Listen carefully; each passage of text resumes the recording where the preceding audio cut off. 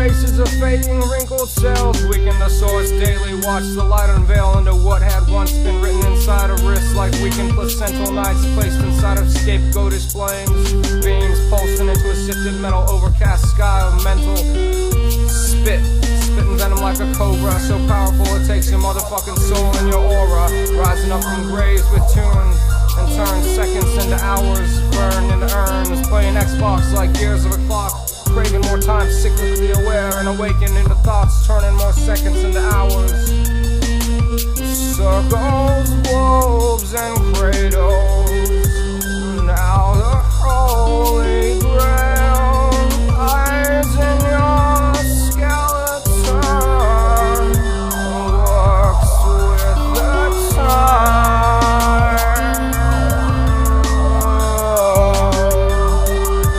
works every time.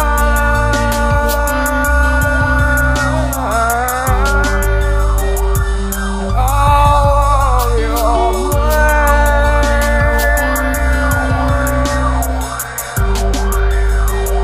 encircled psychotic cradles outside the holy grail, inside your skeletons. A biorhythmic, sensual kind of holy tribal beat synchronizes skin into the sense of a walking deep sleep, hitting up those spots with telepathically shrunk shrines, spectroscopically mirroring your brain as it clouds into a time capsule, slow like fights and more lights that shine on domestically abused types of multiple wives found on the harmonically bound to discord level of fumes that rise up out of the grave that used to encompass you with your circles, globes, and cradles.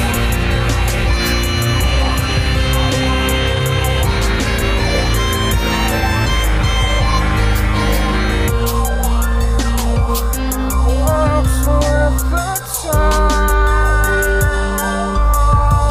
of your mind,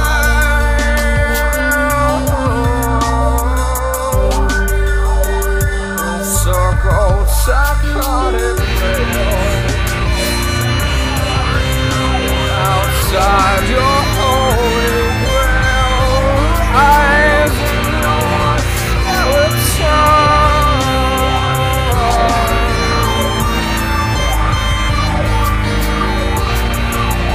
There's no one to blame.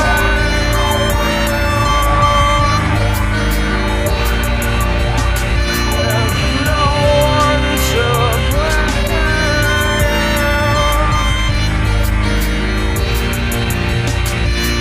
Works with your time,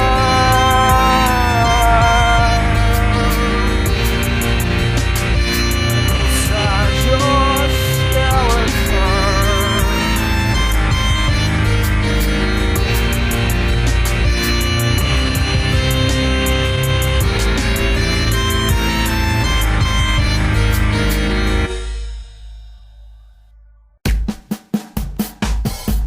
The serpents coil around the medicine staff, straightened out like wrinkled holy pages of some books, disintegrated into memories of what disciplined things used to be in structured fates. And in the beginning, God was prepared, fashioned and formed, and created the heavens and the earth,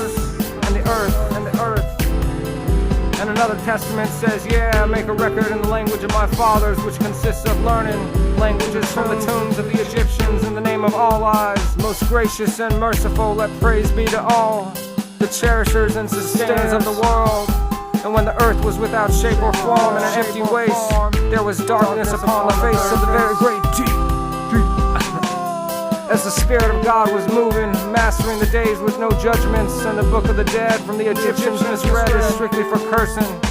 when in reality it spoon feeds how to stay blessed with the changing days, when in reality it spoon feeds how to stay blessed with the changing days, and floods over agriculture on plates like those magnetic on earth, when people were left behind in the whirlwind of the world, and the earth became goodly parents there for teaching all that it knows, all that it knows, somewhat as a being like the Spirit of God that's constantly moving and anointing, like Christ, who has inspired millions of concrete cultures with withering Shakirian roses to live life, to its fullest educational potential, rising up past the feuds into shores of magicians walking on water.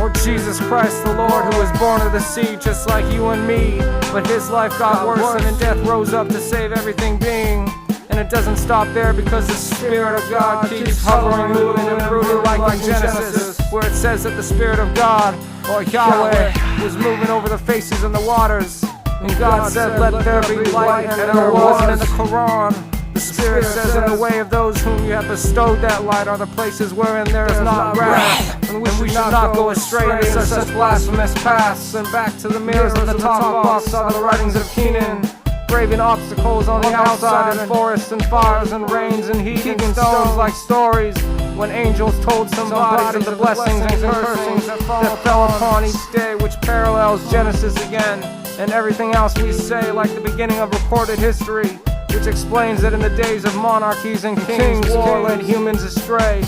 And Sumeria has ancient texts like the Mayans, which all say a similar thing about some lost continent of Atlantis, which only always gets covered very briefly. And the Old Testament says a continent was divided in two parts joined together in an area that is now the Dead Sea, as we see parallels written in the Quran, saying, "Remember, we made the house a place of assembly and safety and covenant, and sanctifies and compass around these places." And in the Newer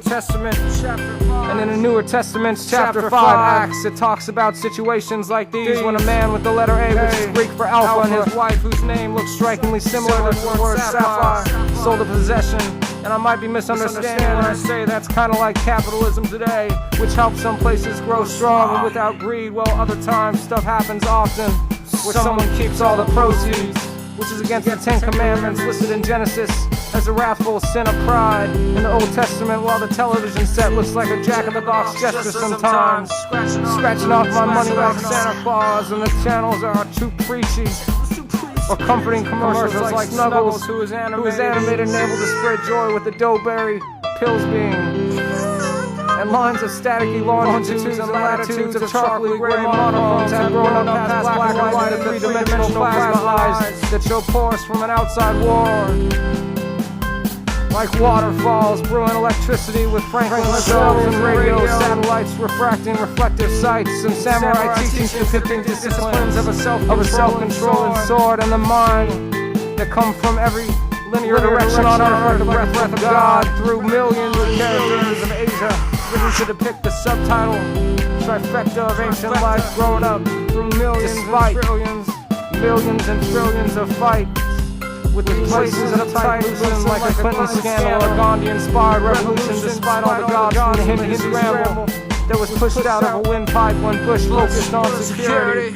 and inspired Obama to poetically speak to American society. It's like one of those metal fences that something just bonds us, and ground off welding beads are like revisions of synthesized comedies with peanuts and butters and laptops with cookies and galleries of art. And there's an axis which keeps us warm through friction or non-fiction and fiction written about every form of life alive in the globe, which can't be stapled down because it moves like the world. And numerous people have tried to put it into one sentence, a story that just keeps getting longer.